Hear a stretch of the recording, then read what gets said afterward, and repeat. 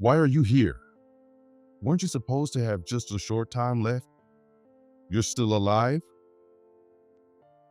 When my husband, who had enjoyed an overseas trip with his mistress, came home, he said to me at the first moment, "Yes, I'm very much alive. Now then, it's time for you to take responsibility for everything you've done." I'm Emily Johnson, 47 years old. I'm divorced and raising a child. Currently, I live with my son, Thomas. Thomas was born when I was 30 and is now a high schooler. He dreams of becoming a professional dancer and attends a dance school.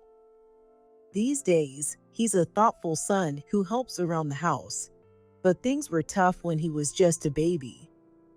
That's because his father didn't help with childcare at all back then. I got married when I was 25. After graduating high school, I attended a web design vocational school and then got a job at a production company. In my first year, I mostly supported my seniors, but by my third year, I was working as a fully fledged web designer. Around that time, I met Jason, who came to my company as a client representative. Jason, who was 28 and 3 years older than me, was a handsome guy who looked great in a suit. He worked in sales at a food company and was visiting to update their website to a modern design. Along with others from his team, Jason requested this from our company. While there were other staff members involved, the main communication was between me, as the designer, and Jason. I created the initial designs based on their requests. Jason reviewed them with his company, and then I made revisions. Thanks to this, we became quite close, and by the time the design was finally completed, we went out to celebrate together. It's finally done. Jason said with a relieved smile. "Yeah, it really is." Honestly, there were times when I was overwhelmed, especially when last-minute changes were requested. But because I worked with him, I was able to push through. Jason spoke as I thought this might be the last time we'd meet. Well, the project is finished. But would you like to keep meeting? What? I was surprised and looked up at him. Then, Jason was looking at me, his cheeks slightly flushed. Actually, I've been interested in you since the first time I saw you. I feel comfortable talking with you, and I was wondering if you'd like to go out with me? I was surprised by his unexpected confession, but I also wanted to continue the comfortable relationship we had. So, I accepted his feelings and we started dating. A year later, we ended up getting married. Our new home was actually my parents' house. The truth is, my parents decided to retire and move to the countryside to enjoy a slower-paced life. Since their retirement coincided with my marriage, they handed over the house to us. 4 years later, I became pregnant. I experienced severe morning sickness and was extremely sensitive to smells in the early stages of my pregnancy, making it difficult to cook meals as I wanted. I had many days of poor health and couldn't go out as I used to.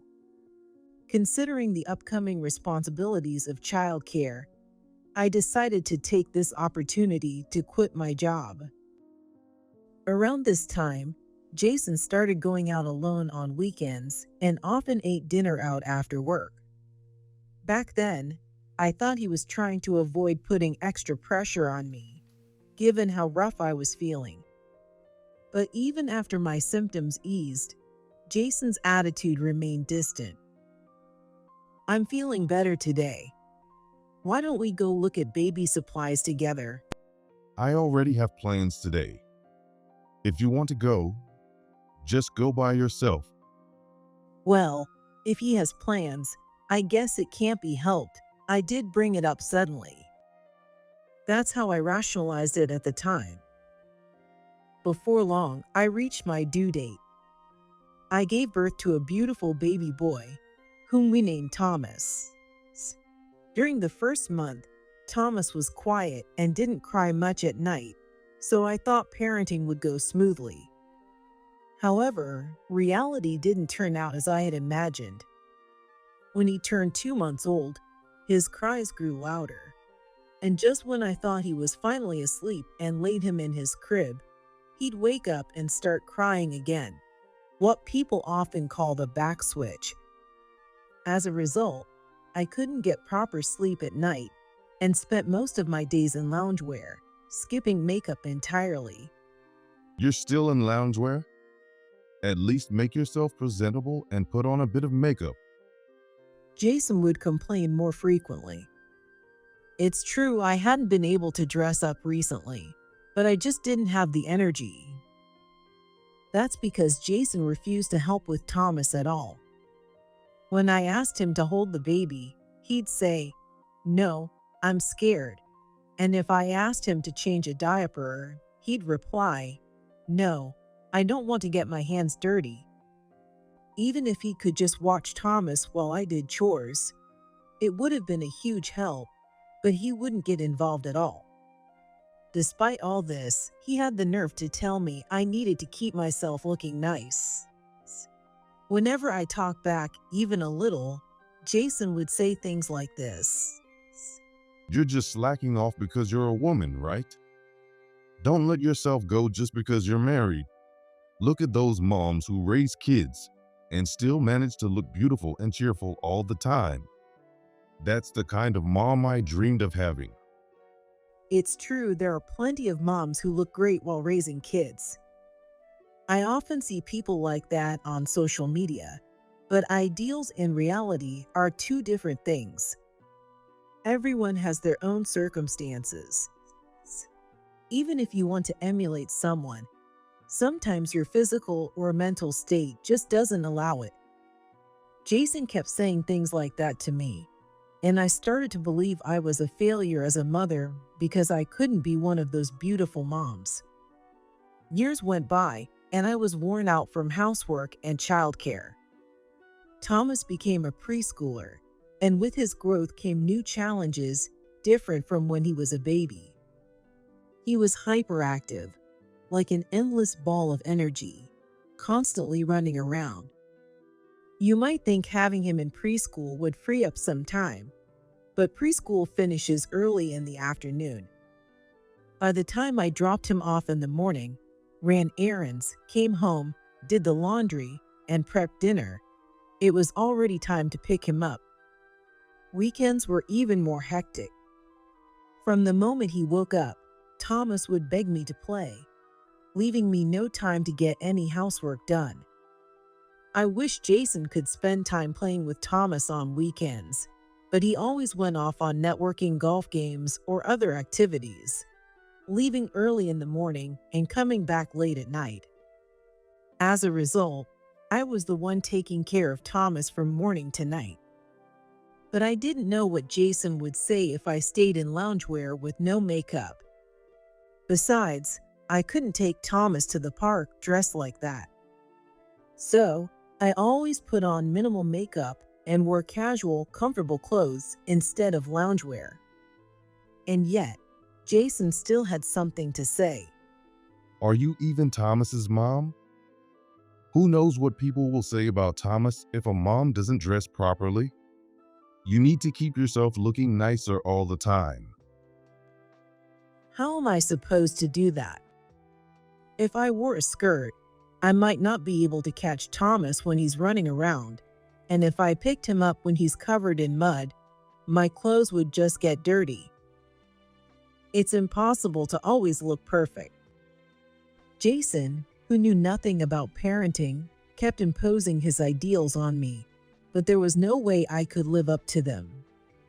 But maybe when Thomas gets a bit older and settles down, I'll finally be able to dress more femininely. And maybe then, I could enjoy going on dates with Jason again, something we haven't done in a long time. That's what I kept telling myself. Thomas had grown into a 5th grader and had calmed down a lot. Because of that, I decided to work as a freelance web designer during the day while Thomas was at school. Since Jason never helped with childcare, I felt uneasy about working outside the house, but web-related jobs could be done from home.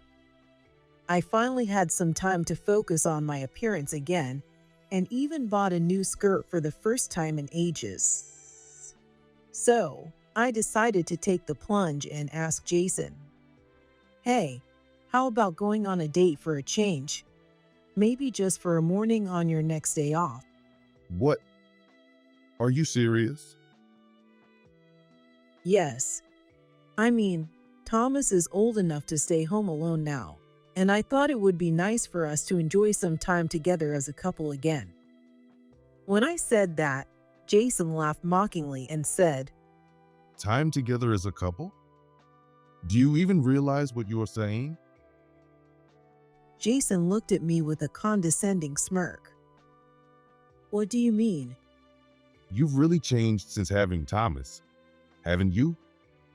You don't even do your makeup properly anymore, and your clothes are completely different.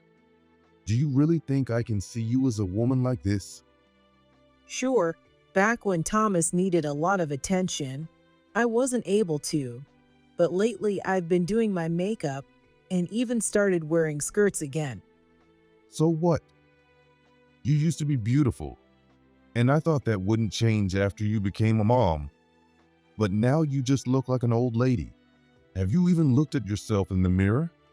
You've got wrinkles, and you've gained weight compared to before. When was the last time you really looked at yourself? At that point, I couldn't hold back and had to say something. "Well, the same goes for you, doesn't it? We're both older than when we got married, so it's only natural." You always give up so easily. That's why you're hopeless. There are plenty of moms out there who work hard to stay beautiful. Hearing Jason completely reject who I was now left my mind blank. What was all my effort for? I've been working so hard on parenting, keeping up the house, and even trying to take care of my appearance just to earn his approval. I even bought new clothes. Just when I thought I couldn't feel worse, something happened that pushed me into even deeper despair. Ever since Jason said those cruel things to me, I felt like I was living with a dead heart. Am I a bad mother? Even though I'm doing my best to take care of Thomas, I've never slacked off with housework. I've been trying my hardest with makeup and clothes in my own way. And yet, these thoughts kept swirling in my head. But there was still so much to do every day. I had to complete the work I'd been commissioned to do, cook meals for Thomas, and even iron Jason's shirts. While thinking about all this, I was grocery shopping at the supermarket when I collapsed. When I came to, I found myself in a hospital bed with an IV attached to my arm. Why am I here? Mom, are you okay? Thomas's voice brought me back to reality. By the side of the bed were Thomas and Jason. Thomas looked like he was about to burst into tears, while Jason had a completely different expression on his face. So this is what the big deal was. I got called here from work by the hospital, but you look fine to me. I'm busy, you know. I was in the middle of an important meeting. If you're going to collapse, do it at home. It's probably just anemia or something, right? I'm going back to work. See ya. Jason said that and left the hospital room immediately. Collapse at home? That's way too cruel. As I sat in shock, I was called to the examination room, where the doctor explained the reason I collapsed. When I returned to the hospital room, Thomas was crying his eyes out. "What's wrong? Are you hurt?" But, Mom, you're going to die, aren't you? "What?" Dad said the doctor told him you only have a few weeks left. "What?" I couldn't make sense of it. but Jason was nowhere to be found. When I called him, this is what he explained. After leaving the hospital room, Jason realized he had forgotten to tell me to inform my company that my collapse had caused them trouble, so he returned to the room. When he returned to the room, he found only Thomas there and learned I was in the examination room. As he headed that way, he overheard the doctor speaking. So, you don't have much time left. That's a shock, isn't it? No wonder you were crying so much. And honestly, I'm shocked too. Shocked enough that I can't even think straight. So, I'm going to take some vacation days and go on an overseas trip for a bit. Wait, what are you talking about?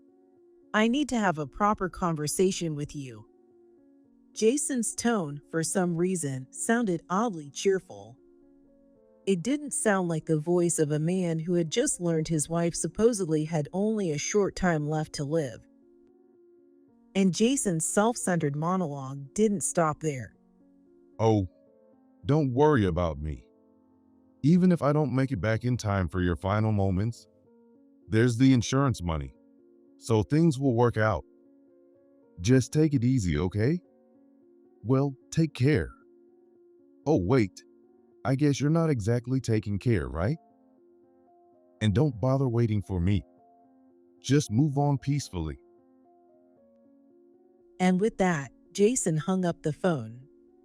Insurance money. What is he even saying? But it became crystal clear at that moment. Jason didn't care about my life at all. If anything, he seemed happier at the thought of my life turning into money. There wasn't even a shred of love left between us. That's enough. I've spent so much time trying to earn Jason's approval, but it's pointless. From now on, I'll live my life to the fullest for Thomas and myself. 2 weeks after deciding that and following my last interaction with Jason, he stopped responding altogether. Whenever I called, it went straight to voicemail. But just as I thought it was about time for him to come home, I heard the front door unlock. Hey, is anyone home? I stayed quiet in the room next to the living room, holding my breath and waiting for the right moment. Thomas is at school? Great. Come on in, Michelle. Are you sure? What about Emily? The doctor said she had 2 weeks left. She mentioned home care, but she doesn't answer her phone anymore. It's quiet here, so I figure she's either passed away or ended up in the hospital. By the time anyone finds her, it'll probably be too late. I'm exhausted from the trip. Guess I'll take a bath. A bath sounds great, but how about something else first? I could hear sweet voices coming from the living room as they moved inside. It's time. I threw open the door leading to the living room. Before the bath? What might that be? Why are you here? You're still alive? Jason stammered, looking like he might fall over in shock. Yes, very much alive. In fact, I'm feeling fantastic. The question is, who's actually out of time here? Wait, am I seeing a ghost? Or is this some kind of dream? Jason's eyes darted around nervously, searching for something. Want to check? Here. Cold. It's the hand of the dead. When I grabbed his hand, Jason recoiled, trembling. It's just my poor circulation, honestly. Watching Jason, who usually couldn't care less about me, scream every time he looked my way was absolutely hilarious. I decided it was time to get to the point. Hey, I'm really alive. And look, I even have legs. See? Legs. Yeah, I see. You're really alive. But how are you so healthy? The doctor said you didn't have much time left, and you even requested home care, didn't you? And on the phone the other day, you said you wanted to have a proper talk before the end. I did say I wanted to talk, but I meant about collapsing and what happened. You seem to have misunderstood something, but I collapsed due to exhaustion. My body gave out because someone kept dumping all the housework and childcare on me. And yet, when you see me, you're the one screaming. Exhaustion? What are you talking about? I heard it, you know. In the examination room, the doctor was giving you your prognosis. I heard you crying, saying, "Please let me spend the rest of my short time at home." Oh, that? You misunderstood. What? What you heard was coming from the next examination room. I actually overheard it too. The patient there was crying so loudly that I couldn't hear what my doctor was saying. That's why we moved to another room to continue the discussion. That's a lie. The doctor said Johnson. I heard it clearly. Do you know how many people named Johnson there are in America? What? So the person with 2 weeks left? Was a complete stranger, I suppose. Jason's face turned pale. Of course it would. He thought that by the time he returned from his trip, all the trouble would be resolved, and he'd get the insurance money. Why didn't you tell me? You knew your husband was misunderstanding and left me like that? Jason tried to blame me, so I shot back. Excuse me? I think leaving your wife alone after thinking she had 2 weeks left is far worse. Well, it was just a misunderstanding this time, so I'm still alive. But if it were true, I might have passed away without you by my side. And honestly, it seemed like that's what you wanted. No, of course not. That's ridiculous. Knowing my beloved wife only had weeks left, I was devastated, absolutely shattered. Oh, that's why you went on a trip? With your mistress, no less. Yes, exactly. Wait. No. Standing just behind Jason was a woman. She was none other than his mistress and his travel companion. When I returned from the hospital that day, I wondered if Jason had really gone on a trip. It seemed he had hastily packed for the trip, leaving the room in disarray, and his passport was missing. On the desk, his laptop was left open to a travel booking site. The screen displayed a message, reservation confirmed for 2 guests. What? 2 guests. When I searched the laptop, I found a treasure trove of evidence, such as photos of the 2 of them together and plenty of messages on social media. So I waited for this day, assuming he would return home once the trip was over. Honestly, his carelessness was astounding. Even if he thought I didn't have much time left, he had let his guard down way too much. It seems Michelle works at the same company as Jason. Judging by their interactions, they've likely been having an affair for quite some time. When I checked the details of his credit card, I found records of hotel stays and shopping at luxury brand stores, none of which I had any memory of using for myself. Perfect. I've got all the evidence I need. Now, I just need to wait for him to come home. And that brings us to today. So your name was Michelle, right? I said, addressing the woman standing before me. How do you know my name? Well, because you're Jason's mistress, of course. Why wouldn't I know? And Jason just called you by name earlier. And let's not forget all those photos you 2 posted on social media. I've gathered plenty of evidence of your affair. No way. And that bag you're holding right now. Jason bought it for you on your trip, didn't he? You even posted about it, saying, Got an exclusive bag from a brand's overseas store. A lovely keepsake from your little getaway, right? Well, it might just be your first and last affair trip. What? Michelle looked completely bewildered. I mean, Jason's the kind of person who would abandon his wife when she might be on her deathbed. Of course, we're getting divorced. And I'm going to make sure you both pay alimony. So, I wouldn't count on carefree trips like this in the future. Hearing this, Jason frantically tried to make excuses.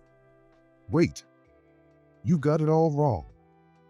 She and I just happened to run into each other on the trip. It was pure coincidence. Oh, really? So you just happened to book plane tickets and hotel rooms for 2 people, and you're telling me you gave her a luxury bag as a gift because you happened to meet? Not to mention the photo you posted on social media of the 2 of you kissing on the cheek during the trip. Jason's face twisted in frustration as I continued. That's why the cause of our divorce will be your infidelity. I'll be filing for alimony, and I'll also get custody of Thomas. And you'll be paying child support. What? Jason hung his head, letting out a pitiful sound. While he seemed devastated at the thought of paying alimony and child support, there were plenty of other things he would have to pay for as well. So, where did you get the money for this trip? It looks like you splurged quite a bit. You've gone over your credit limit, haven't you? Hearing this, Jason turned even paler. Oh no. I thought for sure the insurance money would come through. So I borrowed money from a consumer finance company. I didn't let this slip by. Wait, insurance money? Mine? So you borrowed money for this trip, thinking you could pay it back quickly with my insurance payout. How despicable. No, that's not it. But what am I going to do now? If there's no insurance money, I'm doomed. Jason panicked and turned to Michelle, pleading. Michelle, please. Let's split the cost of this trip. And that bag, can you return it? Or better yet, pay me back for it? No way. You bragged about covering everything because you said you'd be swimming in Emily's insurance money. That's why I let you buy me the bag. And besides, you said, eventually we'll get married. Michelle, you weren't supposed to say that. Wow, what an amazing confession. Of course, this entire conversation was already being recorded. I had turned on the recording app on my phone the moment they walked through the door. So, you were planning to marry Michelle after I was gone? No, it's just a figure of speech. I mean, I was joking. There's no way I was serious. Jason desperately tried to cover it up, but Michelle's face changed. You even talked about meeting my parents. Were you lying to me? Michelle, calm down. This isn't the time for that. We'll figure it out later. No. And what about now? What's going to happen to us? I thought we'd be able to live carefree for a while on Emily's insurance money. Now everything's ruined. Michelle, you're saying too much. Is Michelle just clueless, or is she panicking? Either way, she's spilling everything on her own, which is really helpful. I thought to myself as I watched the 2 of them argue.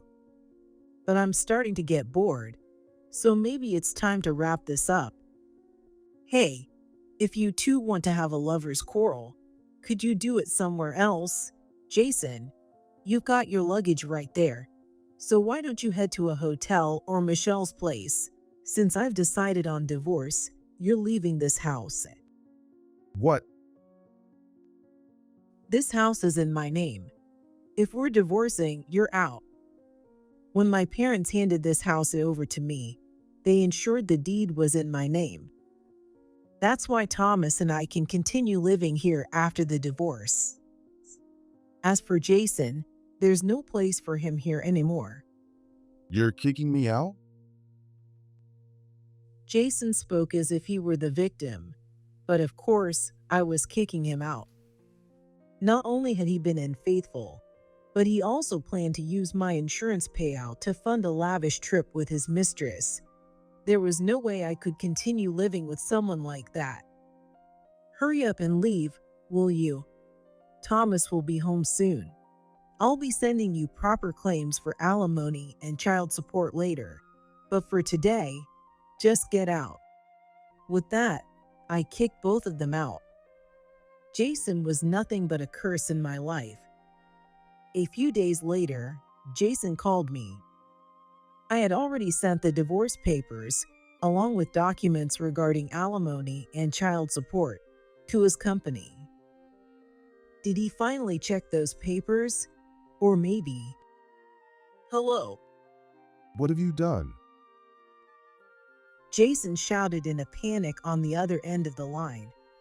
I stayed calm on purpose and asked, "What are you talking about?"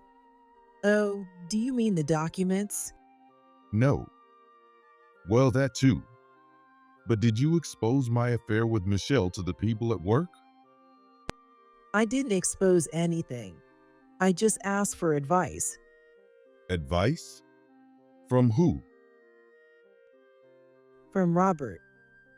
Robert was Jason's former boss, the one who came to my company with him during the project where Jason and I first met. He had since been promoted from head of sales to vice president of sales. I decided to consult Robert about Jason's affair. I told him everything. That the affair was with a colleague, and that Jason, believing he'd soon receive my insurance payout, took paid leave to go on an overseas trip with her. It seems word spread around the company from there. Do you know what you've done? Because of you, I've been transferred to the administrative department. And Michelle, who worked at reception, has been reassigned to accounting. Is that so? All I did was ask for advice, though. You knew this would happen, didn't you? Yes, I had anticipated this outcome. Robert is known for being a stickler for the rules and despises dishonesty, a trait I knew well from working with him in the past. When he heard that one of his coworkers had done something so outrageous, I was sure he would take action. And it seems I was right. What do you mean? It's your own fault. I played dumb, but Jason wasn't satisfied and started complaining. What? Because of this, Michelle dumped me. I can't pay back my debts. And now everyone at work is giving me the cold shoulder. It seemed that not only had Jason been reassigned, but rumors of his affair had also spread throughout the office. Well, when two people are transferred at the same time, it's not hard for colleagues to guess what happened. Once a rumor spreads, trust as a salesperson plummets. No one would entrust sales responsibilities to someone like that. On top of that, coworkers wouldn't trust someone who engaged in an affair, especially with a colleague. Later, I heard Jason had quit his job. Apparently, Michelle tried to protect her own reputation by spreading false rumors. Jason was so devastated by Emily's terminal diagnosis that I was manipulated while trying to comfort him. He promised he'd marry me, but in the end, I was the one who got dumped. As a result, Jason lost even more trust, not only as a man who abandoned his supposedly terminally ill wife to have an affair, but also as someone who then discarded his mistress. To make matters worse, the consumer finance company had contacted his workplace, exposing his debts. Now, his reputation had downgraded from being just a cheater to being a cheater with debt. Unable to bear the judgmental stares, Jason must have decided to leave. He lost his job, and I have no idea how he plans to pay off his debts. But that's no longer my concern. One day, I unexpectedly ran into Jason. It was at a grocery store in a neighboring town. Thomas developed an interest in dance and started attending a dance school in a neighboring town after school. One evening, while driving him there and back, it got late, so I decided to stop by a grocery store I don't usually visit to pick up some ready-made food. There, at the checkout counter, was Jason, working as a cashier. It seemed his attempt at finding a new job hadn't gone well. Rumors spread quickly in the sales industry, so finding a similar position must have been nearly impossible. I watched him for a while. Hey, you overcharged me. Did you think I wouldn't notice? There's a discount sticker, so apply it properly. Jason was being scolded by an older customer. A manager-looking person quickly came over to apologize alongside him. We're very sorry, ma'am. He's still new to the register. Please show him some patience. I'm sorry. Jason, who had completely dismissed me as a failure of a mother, was now being scolded by a housewife and apologizing to her. Nothing could be more ironic. I tried to quietly leave without being noticed, but my eyes happened to meet Jason's. He froze on the spot, only to be scolded again by the woman, forcing him to apologize once more. Hey, if you're going to apologize, look me in the eye. Don't you even know how to do that as an adult? For Jason, being seen like this by me must have been the ultimate humiliation. As for me, my work as a web designer took off, and I've been earning steadily through remote work. With this, I can manage life with Thomas on my own without any issues. 7 years have passed since then, and life with just Thomas and me has become second nature. Since Jason was never involved in parenting to begin with, Thomas didn't seem to notice much of a difference after his father's absence. Thomas is now completely passionate about dance, which he started learning back in elementary school, and he's set to compete in a national competition soon. Thinking about how much he's grown from the handful he once was, I couldn't help but feel emotional. Before the competition, I encouraged him. Good luck out there. Yeah, I'll do my best. Make sure you're watching. He responded with an energetic reply. I don't know how the competition will go, but I'll continue to support Thomas as he pursues his dreams. Hey, even if you win, don't cry, okay? I already cried all my tears back when I thought you were going to die. There's none left now. Thomas said with a smile.